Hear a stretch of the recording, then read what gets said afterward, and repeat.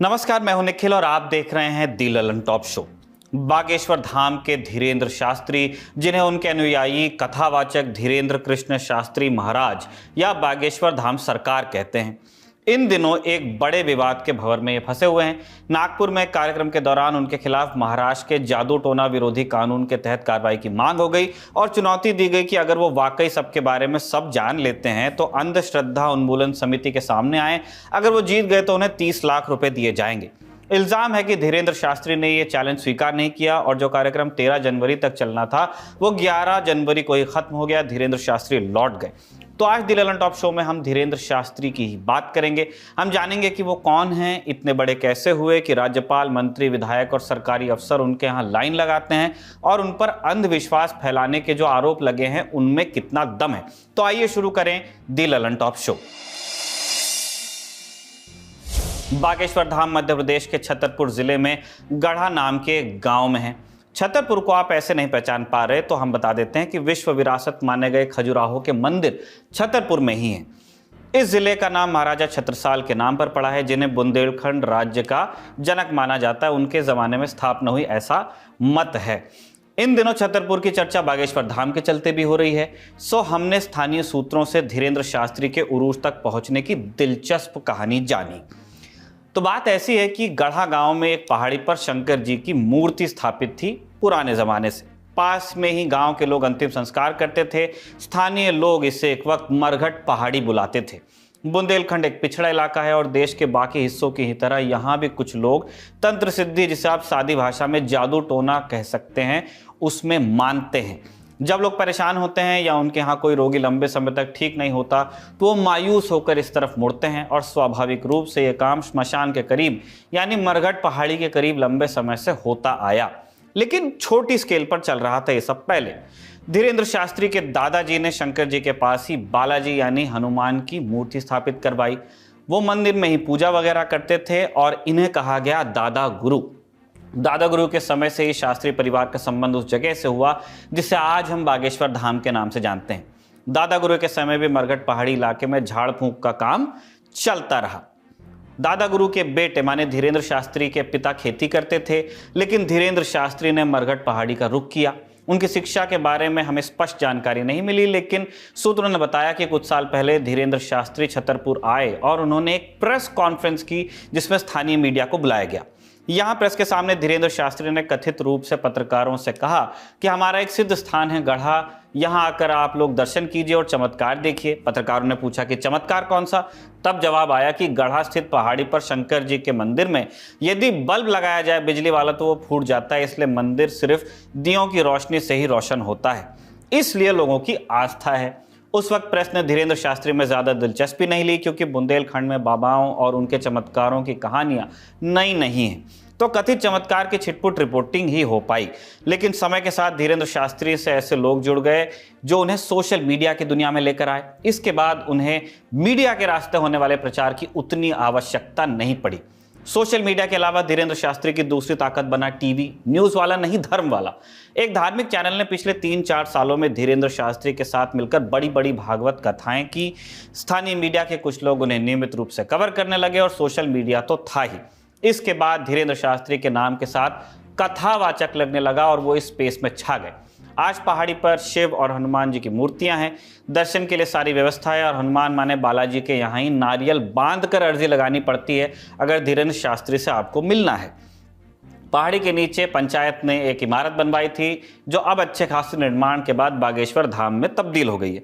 इसके चलते आसपास की जमीनों की कीमत 80 लाख रुपए प्रति एकड़ तक पहुंच गई, और यहाँ जमीन सिर्फ खरीदी ही नहीं जा रही, आरोप है कि कब्जाई भी जा रही है। इस इल्जाम की पड़ताल के लिए दैनिक भास्कर अखबार के संतोष सिंह ने एक ग्राउंड रिपोर्ट की है। उसके हवाले से हम आपको कुछ चीजें बता रहे हैं। संतोष लिखते हैं कि आज छतरपुर खजुराहो हाईवे से सटा गढ़ा गांव बागेश्वर धाम के कारण एक बिजनेस हब की शक्ल ले रहा है। रोज हजारों की भीड़ आती है, मंगलवार शनिवार को लाखों में बदल जाती है। दोनों हनुमान जी के दिन है ये। इसके चलते दुकानों का 1 महीने का किराया 1.25 लाख रुपए तक पहुंच गया है, और फीट के हिसाब से किराया तय हो रहा है कि कितने फीट की दुकान आप ले रहे हैं। संतोष लिखते हैं कि अब गढ़ा में निजी और सरकारी जमीनों पर कब्जे का खेल शुरू हुआ है। सीधा आरोप बागेश्वर धाम सरकार, धीरेन्द्र कृष्ण शास्त्री और उनके सेवादारों पर है। मंदिर से सटे खसरा नंबर 485/2, 482, 483 और 428 की जमीन छतरपुर जिले में राजनगर तहसील के सरकारी रिकॉर्ड में श्मशान, तालाब और पहाड़ के रूप में दर्ज है। धीरेन्द्र कृष्ण शास्त्री और उनके सेवादार तालाब को पाट कर अब दुकानें बनवा रहे हैं। निर्माण कार्य जोरों से चालू है। श्मशान में शव जलाने पर रोक लगा दी गई है।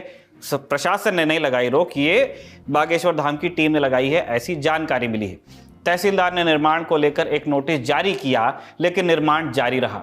खसरा नंबर 428 पर अवैध टपरों का निर्माण करके लोगों को किराए पर देकर अवैध वसूली की जा रही है। संतोष की रिपोर्ट में पंचायत भवन पर कब्जे का भी जिक्र है, जिसके बारे में हमें हमारे सूत्रों ने भी बताया।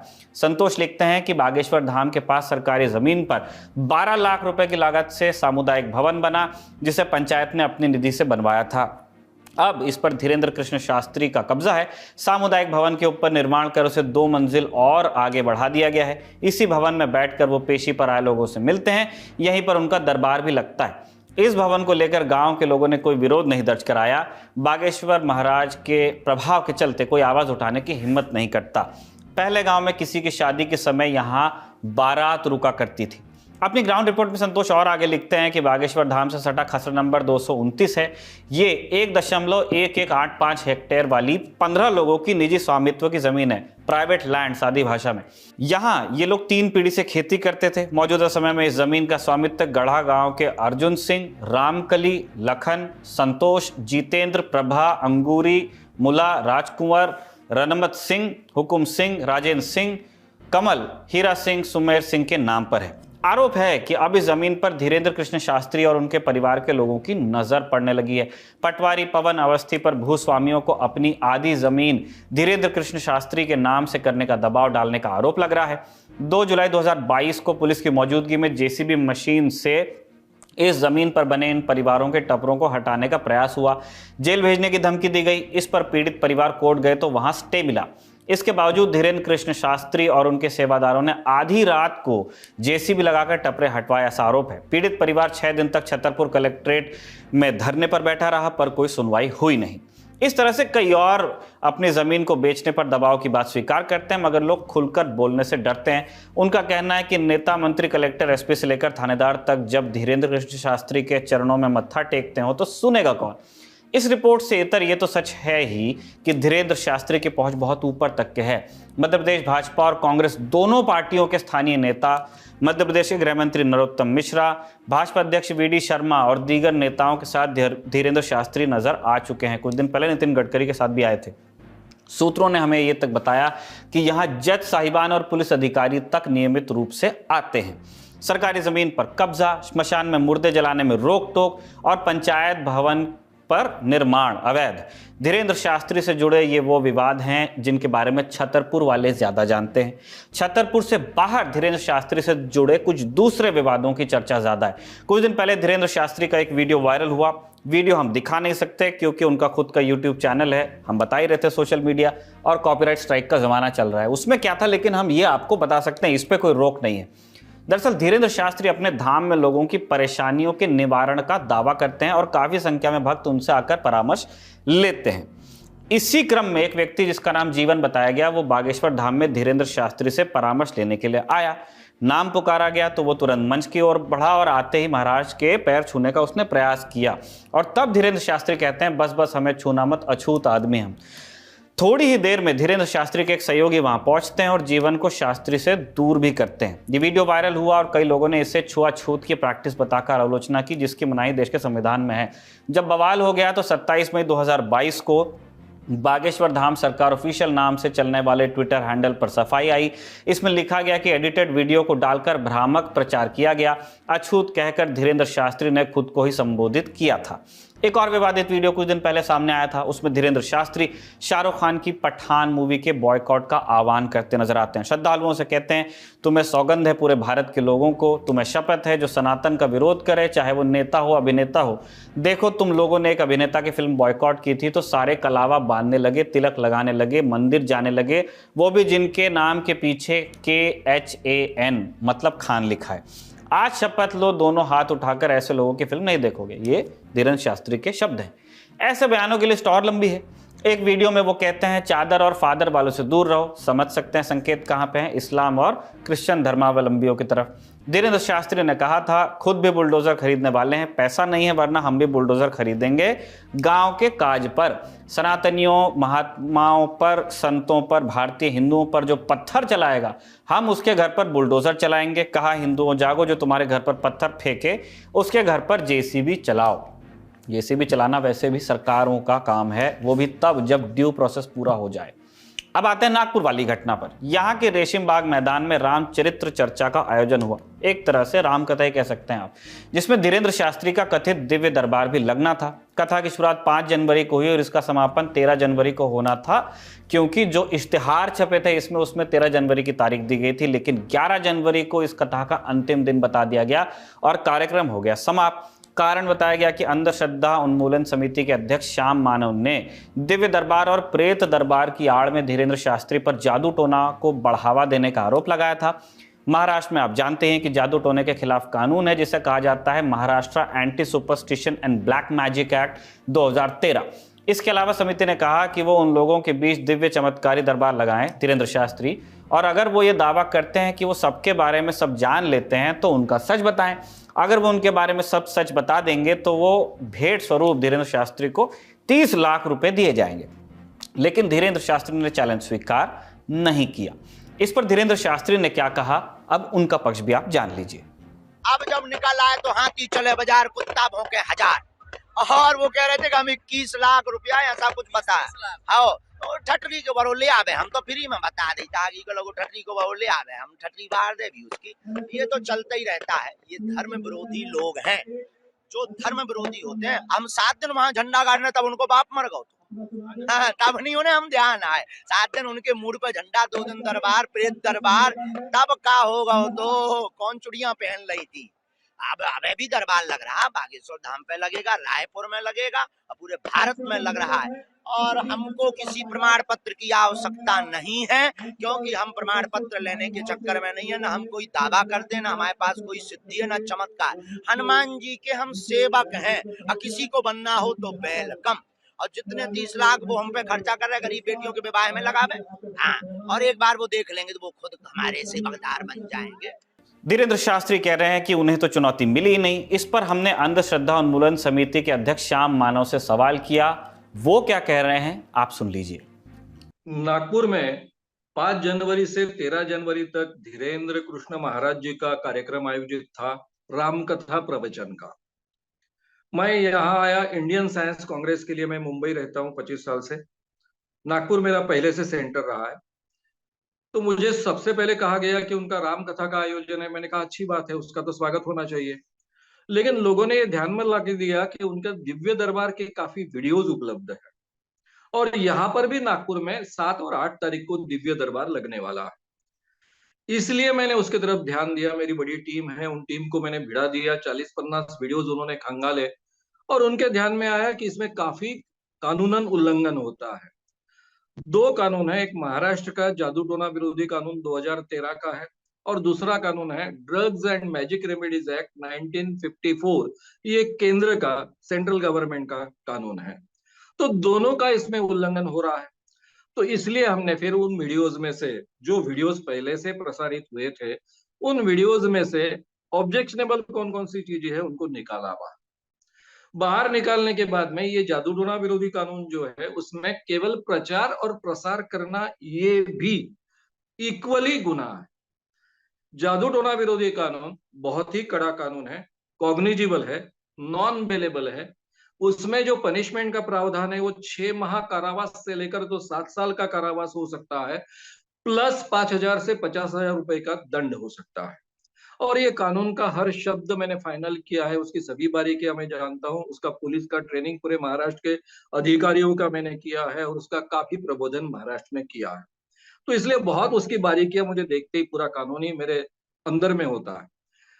तो जब पता चला कि ये कानून का उल्लंघन उसमें हो रहा है और बहुत गंभीरता से हो रहा है, तो मैंने ये सब कानून की बारीकियां निकाल कर ये जो प्रूफ्स है सब वीडियोस में से निकालकर कि यहाँ से मिनट से लेकर ये मिनट तक के जो वाक्य है उसको ये कानून लागू होता है, यहाँ से यहाँ तक के हिस्से को कानून लागू होता है, एक पूरा ओरिजिनल वीडियो और उसके ये स्प्लिट्स पार्ट्स ऐसे निकाल कर यहाँ के पुलिस अधिकारी के पास दिए। अगर श्याम की बात सही है कि उन्होंने एक से ज्यादा बार प्रशासन से शिकायत की, तो ये सवाल बड़ा हो जाता है कि फिर कार्रवाई क्यों नहीं हो पाई। हमने श्याम से ये भी पूछा कि anti superstition and black magic act को महाराष्ट्र की सरकार कितनी मजबूती से लागू करवा रही है। सारे पार्टियों के समर्थन से 2013 में ये कानून बना, दिसंबर में दोनों सभागृहों में, अपर एंड लोअर में ये पारित हुआ। उसके बाद में तुरंत 2014 में जादू टोना विरोधी कानून प्रचार प्रसार अंमलबजावणी समिति गठित हुई, जो मेरे ही लेटर के आधार पर गठित हुई, जिसमें मैं सह-अध्यक्ष हूं, अध्यक्ष कैबिनेट मंत्री है, उपाध्यक्ष राज्य मंत्री है और बाकी सब चीजें मैंने आपसे कही है। ये कमेटी का उद्देश्य ये था कि ये कानून का प्रचार हो, प्रसार हो, वैज्ञानिक दृष्टिकोण लोगों तक पहुंचे। उसके लिए तब के उप मुख्यमंत्री अजित जी पवार, उन्होंने 16.5 करोड़ रुपए सैंक्शन भी किए थे। हालांकि सामाजिक न्याय विभाग का जो टोटल बजट है वो 16,000 करोड़ का बजट, तो 16,000 करोड़ का बजट होने के कारण 16 करोड़ वगैरह ये कोई बहुत बड़ी बात नहीं है, लेकिन फिर भी ये काम की शुरुआत उस बहाने हो जाए। लेकिन कुछ कारणों से ये पैसे उपलब्ध नहीं हो सकते थे, क्योंकि जो भी दिक्कतें शासकीय होती है उसके कारण, तो हमें केवल 1 करोड़ रुपए उपलब्ध करा दिए गए और उसके आधार पर हमने सभी जो महाराष्ट्र के सभी जो डिस्ट्रिक्ट्स है 36, उसमें हमने जाहिर सभा का आयोजन किया। खुद के बारे में धीरेंद्र शास्त्री क्या कहते हैं ये हमें मालूम पड़ा एक YouTube वीडियो से, जिसका टाइटल कुछ इस तरह है, क्या हुआ जब इस बाप बेटी को रोते देख गुरुदेव पर स्वयं हनुमान जी आ गए, है ना। इसमें धीरेंद्र शास्त्री कहते हैं कि हम कोई चमत्कारी नहीं है, ना कोई साधु है, ना कोई संत है, हम एकदम उपद्रवी आदमी हैं, लेकिन हम बालाजी के हैं, बालाजी हमारे हैं, हमारे चक्कर में मत पड़ियो, जुड़ना है तो बालाजी से जुड़ना। इंसान कभी भगवान नहीं हो सकता, लेकिन कुछ ना कुछ तो है। धीरेंद्र शास्त्री के इर्द गिर्द सारी कहानी इस कुछ ना कुछ तो है में ही समाई है। खुद पर लगे आरोपों को लेकर वो क्या कहते हैं ये हम भी जानना चाहते हैं। जब भी हमें उनका या उनकी टीम से किसी का पक्ष मिल जाएगा तो हम उससे भी दी ललन टॉप शो में शामिल करेंगे। अब एक दूसरे एंगल से इस कहानी को देखते हैं कि दिव्य दरबार जैसे कार्यक्रमों में लोग जाते क्यों हैं, उन पर क्या बीत रही होती है, विशेषज्ञ क्या सोचते हैं, आप सुनिए। हमारे समाज में विश्वास और अंधविश्वास ये दो पहलू हैं। जहां जहां समाज में समस्या है वहां वहां लोग अंधविश्वास की तरफ भागते हैं। इसका शिक्षा से कोई बहुत लेना देना नहीं है। ये हमारे देश में ही नहीं अपितु पूरे विश्व में अगर हम कोई भी बॉलीवुड मूवी उठाकर देखते हैं तो वहां भी भूत प्रेत इसके नाम पर लोगों को खूब बेवकूफ बनाया जाता है। और ये एक मसाला है जिसके नाम पर बहुत सारे लोगों का बिजनेस चलता है। जितने ये बाबा मुल्ला मौलवी इस तरह के लोग हैं ये लोगों को डरा धमका करके अपना बिजनेस चलाते हैं और इसी मसाले को लोग यूज करते हैं। क्योंकि जब अंधविश्वास होता है तो कहते हैं ना कि चिकित्सकों पर प्रभाव जमने में टाइम लगता है, लेकिन अंधविश्वास पर लोगों का फेथ बहुत जल्दी बढ़ जाता है और यही कारण है कि ये व्यापार ये बिजनेस खूब फल फूल रहा है। लेकिन वास्तव में अगर देखे जाए तो ये जो बीमारी है इसे कन्वर्जन डिसऑर्डर कहते हैं या डिसोसिएटिव डिसऑर्डर कहते हैं। इसका पूरी तरह से इलाज संभव है। इसके लिए हमें किसी अच्छे मनोचिकित्सक को दिखाने की जरूरत है, ना कि अंधविश्वास के रूप में बाबा या मुल्ला मौलवियों के पास जाने की। कथित बाबा लोगों की कमजोरी का फायदा कैसे उठाते हैं, अब ये जानिए। हमारे समाज में जब भी कोई व्यक्ति किसी मानसिक समस्या से यानी साइकोसिस से या कन्वर्जन डिसऑर्डर से परेशान होता है तो लोग उसे भूत प्रेत या जादू टोना समझते हैं और इस चक्कर में जब व्यक्ति परेशान होता है तो वो समाधान ढूंढने की कोशिश करता है। पर चूंकि हमारे समाज में इन बाबाओं का या इन मुल्ला मौलवियों का इतना अच्छा स्ट्रॉन्ग जाल है, प्लस हमारे ऊपर अंधविश्वास की इतनी मोटी परत होती है कि हम चिकित्सक के पास न जाकर के इन लोगों के पास पहुंचते हैं। और चूंकि ये बिजनेस ही डर का बिजनेस है तो जो बाबा होते हैं वो इसका गलत फायदा उठाते हैं, उनकी मानसिक कमजोरी का फायदा उठाते हैं। इस वजह से बहुत बार फीमेल्स में सेक्सुअल अब्यूज बहुत कॉमन है, इकोनॉमिकल अब्यूज बहुत ज्यादा है, बाद में एक वक्त के बाद इन्हें डराया धमकाया जाता है। ऐसे बहुत सारे केस हमारे सामने आते भी हैं। कई बार प्रताड़ना के रूप में उन्हें जला दिया जाता है, सलाखों से जला दिया जाता है या उन्हें बांध कर रखा जाता है रस्सियों से, जंजीरों से, और उन्हें वाकई में बिल्कुल जो मनोविकृत व्यक्ति होता है उस अवस्था में पहुंचा दिया जाता है। तो बेसिकली ये लोग हमारे डर का फायदा उठाते हैं, हमारी मानसिक कमजोरी का फायदा उठाते हैं। क्योंकि डर हमारे और हमारे समाज में इतना ज्यादा व्याप्त है कि लोग इसका पूरी तरह से फायदा उठाते हैं। जो हम समझ नहीं पाते और जो चीजें तर्क के परे जाती दिखती हैं, उन्हें बूझने के दो बड़े रास्ते हैं, एक विज्ञान का और दूसरा धर्म का। इन दोनों में एक फर्क है, लेकिन विज्ञान सारी बातें प्रमाणों के आधार पर ही कहता है और यह स्वीकार करने को तैयार रहता है कि वो गलत भी हो सकता है। धर्म के मामले में ऐसी गुंजाइश कम मिलती है, लेकिन कभी कभार लोग इन दोनों बड़े रास्तों से मायूस होकर एक तीसरे रास्ते की ओर बढ़ जाते हैं, अंधविश्वास, जादू टोना। लेकिन यह कमजोरी की निशानी है। डॉक्टरी सलाह लें और याद रखें कि भारत का संविधान वैज्ञानिक चेतना की बात करता है, पाखंड की नहीं। दी ललन टॉप शो के अगले एपिसोड में आपसे मुलाकात होगी। ऐसी कामना के साथ आज लेते हैं विदा। शुक्रिया, शुभ रात्रि।